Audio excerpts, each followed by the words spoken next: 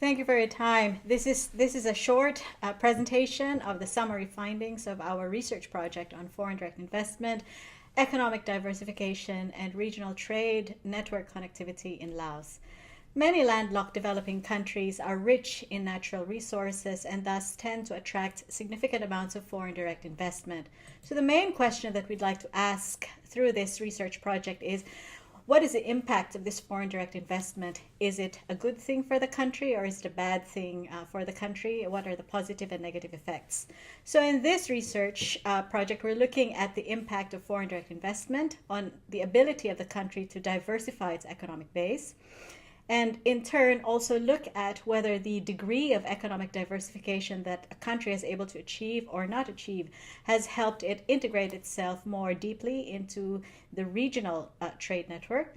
And finally, the last question that we'd like to answer is, does the economic diversification of a country, which tends to move away from the agricultural sector to the mining sector, make an impact on the food security of the country?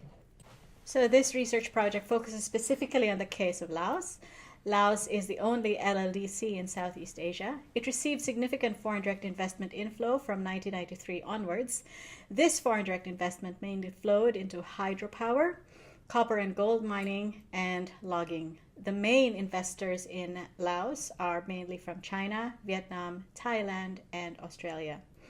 We need to understand these questions because we need to identify the drivers and enablers of international trade connectivity of LLDCs on the assumption that LLDCs need to be connected to both regional as well as international trade networks in order to attain economic development and sustainability of economic development. We also need to understand whether the impact of FDI and LLDCs is positive in that the country does not experience Dutch disease. Dutch disease is a condition where the country essentially experiences an increase, significant increase in mining growth, but a significantly stunted development in the manufacturing sector. Finally, we need to be able to identify policy development for improved economic and food security risk management in LLDCs. So the first question, how has foreign direct investment grown in the case of Laos? As this chart shows, foreign direct investment in Laos has increased significantly since 1993 up to 2014, experiencing a compound annual growth rate of around 23%. Does this foreign direct investment, or has this foreign direct investment, resulted in economic diversification? The data shows that the foreign direct investment has in fact led to a significant diversification of the Laos economy. The diversification of the economy has increased by a factor of about 0.65%, which is quite significant over the past 25 years.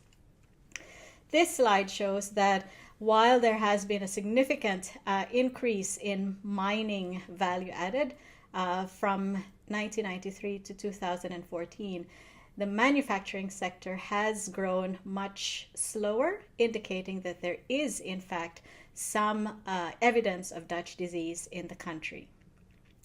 So in summary, what has the impact of foreign direct investment been on the country? The findings show that foreign direct investment has increased GDP per capita in the country, has increased total economic value add in the country, and has indeed helped the country diversify its economic base. Its diversification has definitely increased the GDP per capita in the country, but manufacturing value add increases have made an insignificant impact on GDP per capita. So this means that there is some evidence of Dutch disease in the country. Has this economic diversification helped Laos integrate itself into the Asia-Pacific trade network?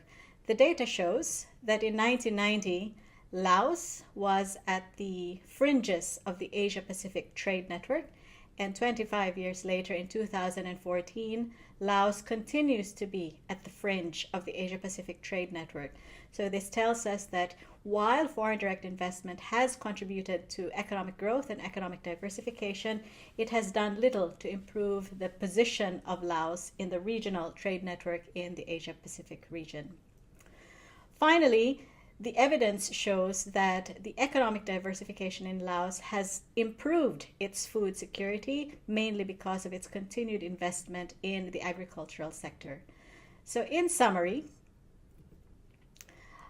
the study concludes that foreign direct investment in resources has a positive impact on economic growth, economic value add, and value added diversification.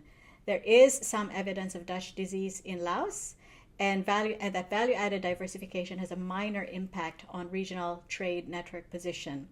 In summary, strategic policy intervention is required to manage the resources windfall that a country like Laos experiences at the onset of foreign direct investment into the resource sector. In terms of policy insights, the windfall from mining FDI needs to be channeled to be investing in agricultural technology to improve efficiency and food security, continued investment in economic diversification, particularly in the area of services such as financial services and education, human capital skill diversification, and improvements in transportation and communications infrastructure. In summary, economic diversification is key to economic risk management and food security risk management among LLDCs. Thank you for your time. Please do read the full report when it comes out.